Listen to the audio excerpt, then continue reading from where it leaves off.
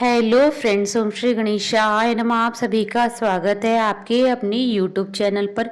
Friends, आज हम आपको इस वीडियो में बताने जा रहे हैं साल 2023 की सावन अधिक मास की संकष्टी चतुर्थी का शुभ मुहूर्त, चंद्रोदय का समय, पूजा विधि, महत्व और अधिक मास की संकष्टी चतुर्थी की व्रत कथा के बारे में। फ्रेंड्स, वीडियो शुरू करने से पहले आपसे रिक्वेस्ट है, अगर आप हमारे चैनल पर नए हैं और आपने अभी तक चैनल को सब्सक्राइब नहीं किया है तो प्लीज़ सब्सक्राइब कीजिएगा चैनल को। साथ ही प्रेस कीजिएगा बेल आइकन को, जिससे नए वीडियो से रिलेटेड नोटिफिकेशन आपको तुरंत प्राप्त हो सके। और वीडियो पसंद आने पर वीडियो को लाइक और शेयर जरूर कीजिएगा, ताकि सभी भक्तों को इस वीडियो का लाभ प्राप्त हो सके। और कमेंट बॉक्स में ओम श्री गणेशाय नमः जरूर लिखिएगा। संकष्टी चतुर्थी हिंदू धर्म का एक प्रसिद्ध त्योहार है। हिंदू मान्यताओं के अनुसार किसी भी शुभ कार्य को करने से पहले भगवान गणेश जी की पूजा की जाती है। भगवान गणेश जी को अन्य सभी देवी देवताओं में प्रथम पूजनीय माना गया है।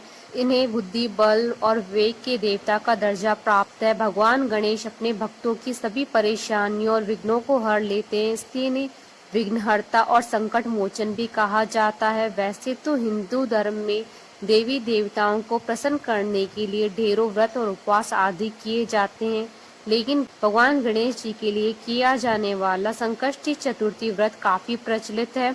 संकष्टी चतुर्थी का मतलब होता है संकट को हरने वाली चतुर्थी। संकष्टी संस्कृत भाषा से लिया गया एक शब्द है, जिसका अर्थ होता है कठिन समय से मुक्ति पाना। इस दिन व्यक्ति अपने दुखों से छुटकारा पाने के लिए गणपति जी की आराधना करते हैं। पुराणों के अनुसार चतुर्थी के दिन गौरी पुत्र गणेश जी की पूजा करना बहुत फलदायी होता है। इस दिन लोग सूर्योदय के समय से लेकर चंद्रमा उदय होने तक के समय तक उपवास रखते हैं।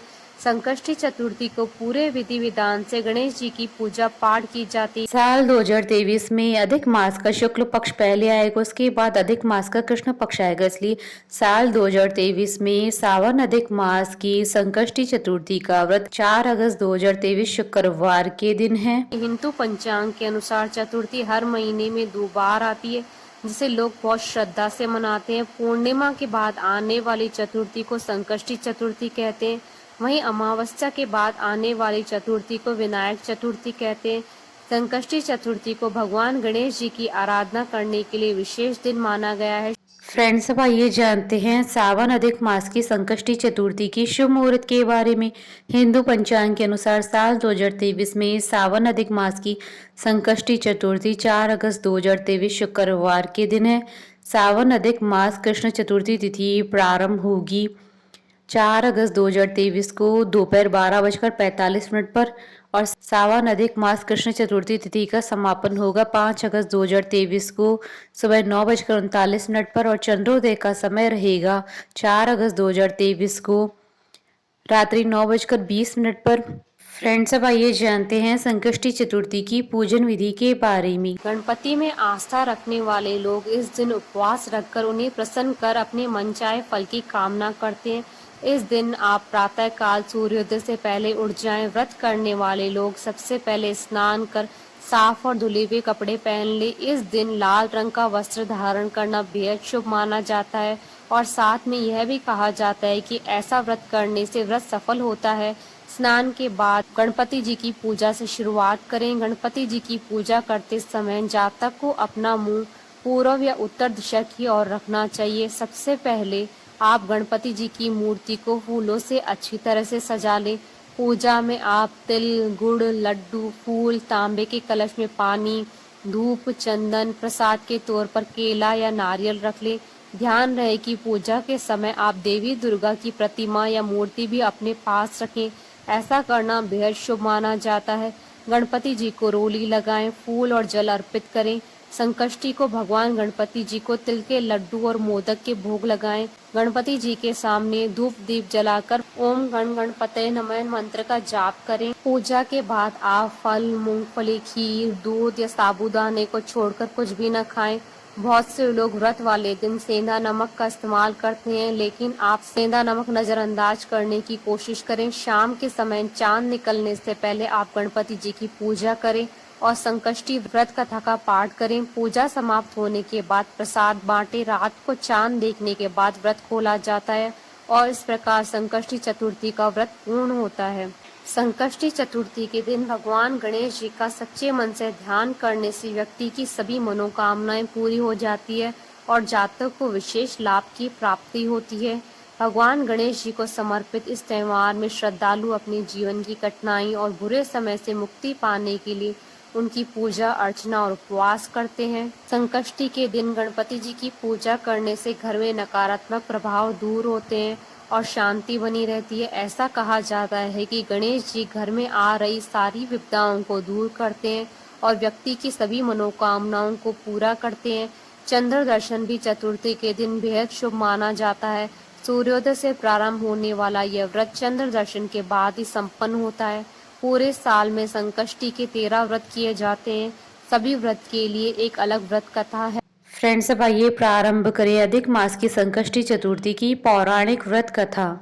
चंद्रसेन नामक राजा की कथा स्कंद कुमार कहते हैं कि समस्त ऋषियों, आप लोग पुराण में वर्णित मंगलदायिनी कथा को सुनिए, जिसमें भगवान गणेश जी के व्रत के महात्म्यों का जिस प्रकार से वर्णन किया गया है। हे द्विजवरों, जिस समय पांडु पुत्रों को वनवास हुआ, वे सब धर्मपरायण और कृष्ण की उपासना करते थे। एक समय की बात है कि अपनी इच्छा से भ्रमण करते हुए व्यास जी उन लोगों की कुटिया पर आए। व्यास मुनि को देखकर सभी करबद्ध हो गए, उनके सम्मुख खड़े हो गए और कहने लगे कि आपके दर्शन कर हम लोग धन्य हुए, साथ ही ये हमारी कुटिया भी।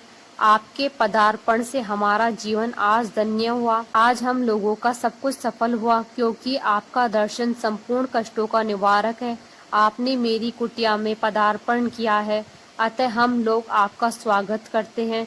हम लोग राज्यच्युत होकर भी आज अपने आप को धन्य समझ रहे हैं। ऐसा कहकर पांचों पांडव भीमसेन, युधिष्ठिर, अर्जुन, नकुल और सहदेव ने उन्हें प्रणाम कर उनके सामने खड़े हो गए। पाद्य, अर्घ्य, आचमन और आसन प्रदान कर द्रौपदी ने हाथ जोड़कर उनसे कहना प्रारंभ किया, हे मुनिवर, मैं राजरानी होकर भी दुर्योधन की भरी सभा में केश पकड़कर अपमानित हुई और वनवासिनी बनाई गई।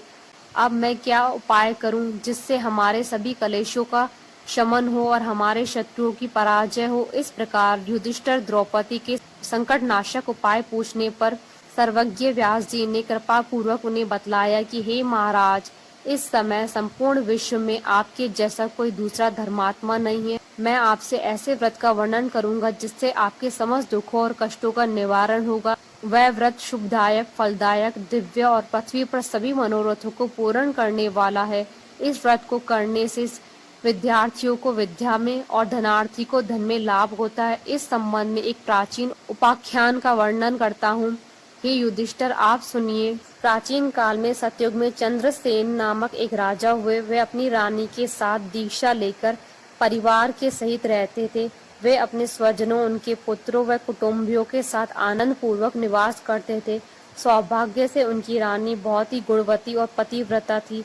हे राजन युधिष्ठिर, उनका नाम रत्नावली था। वह पतिव्रत का पालन करने वाली थी। स्कंद कुमार जी कहते हैं कि हे मुनिवरों, राजा और रानी में परस्पर प्रगाढ़ प्रेम था। एक समय देव योगों से शत्रुओं ने उनके राज्य को हस्तगत कर लिया। शत्रुओं ने राजा के कोष पर अधिकार करने के साथ ही सेना पर भी आधिपत्य जमा लिया। राजा का साथ अपने भाई बंधुओं से छूट गया। राज्य भ्रष्ट होकर राजा अपनी रानी रत्नावली के साथ वन में चले गए। एक ही वस्त्र में लिपटे हुए वे दंपति भूख प्यास से विकल हो गए। हे युधिष्ठिर, रानी रत्नावली के साथ राजा अकेले वन में भटकने लगे। क्षुधा पिपासा से पीड़ित होकर वन में चलते चलते सूर्यास्त हो गया।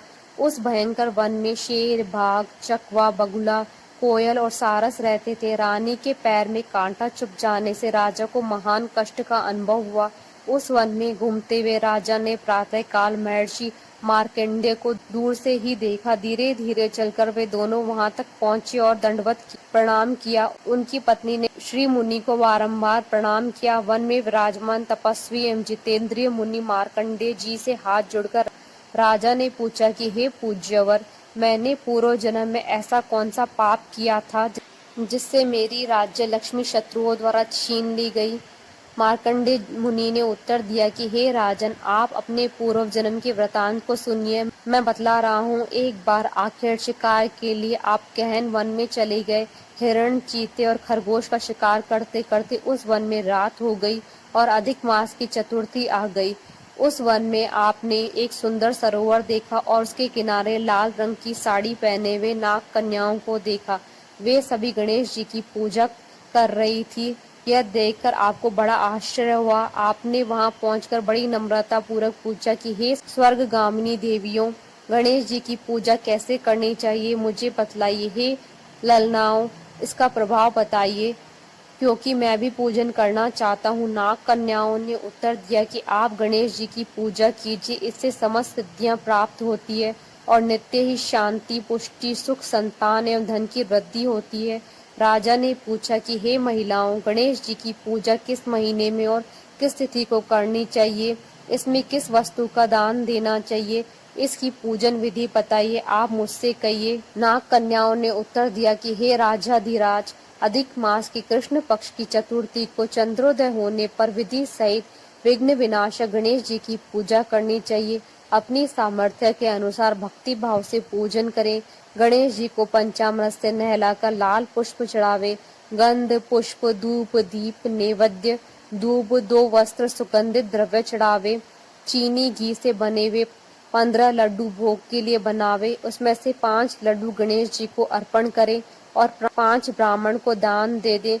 कुंवारी कन्याओं को पहले देकर बाद में स्वयं भोजन करें। गणेश जी की प्रसन्नता के निमित्त समस्त सामग्री गणेश जी को अर्पित करें। तत्पश्चात पौराणिक कथाओं को सुने। ऐसा करने से मनुष्य की सभी मनोकामनाएं पूर्ण होती है एवं समस्त सिद्धियां प्राप्त होती है।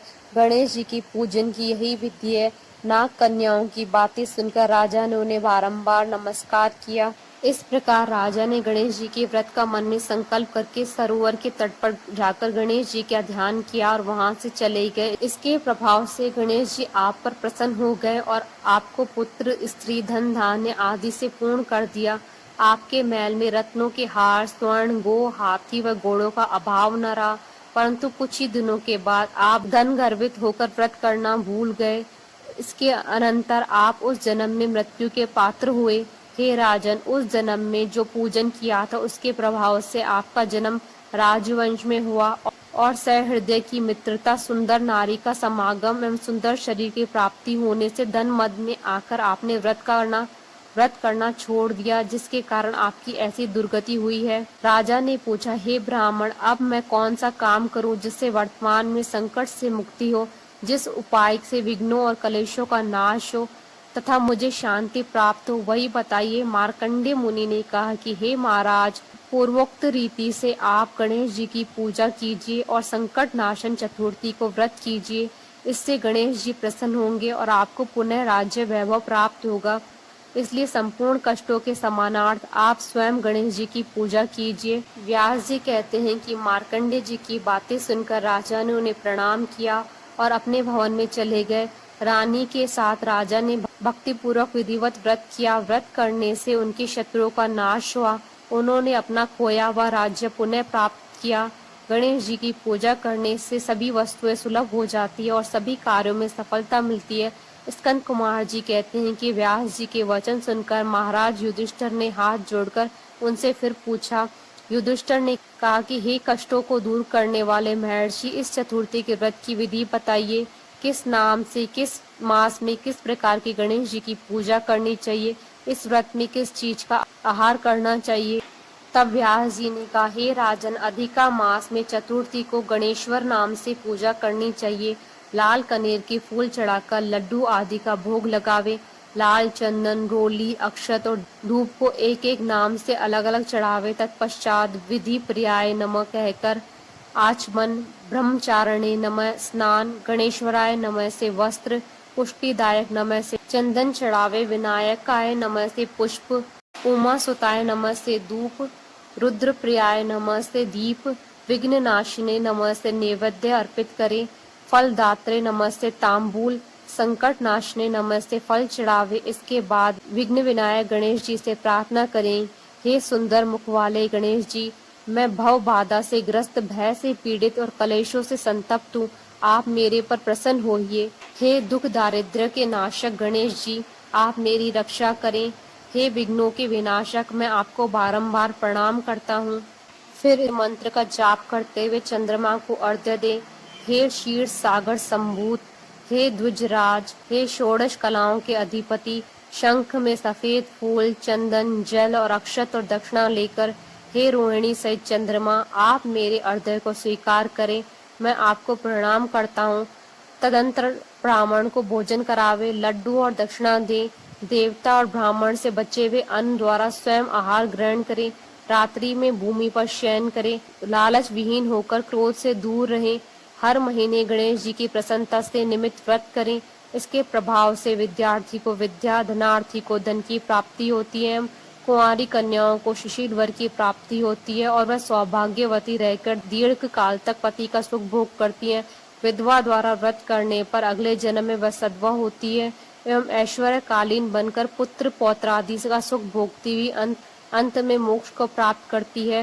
संतानहीन को संतान की प्राप्ति होती है और रोगी का रोग निवारण होता है। भयभीत व्यक्ति भय रहित होता है और बंधन में पड़ा हुआ मुक्त हो जाता है। व्यास जी कहते हैं कि हे राजन, इस प्रकार आप भी व्रत कीजिए।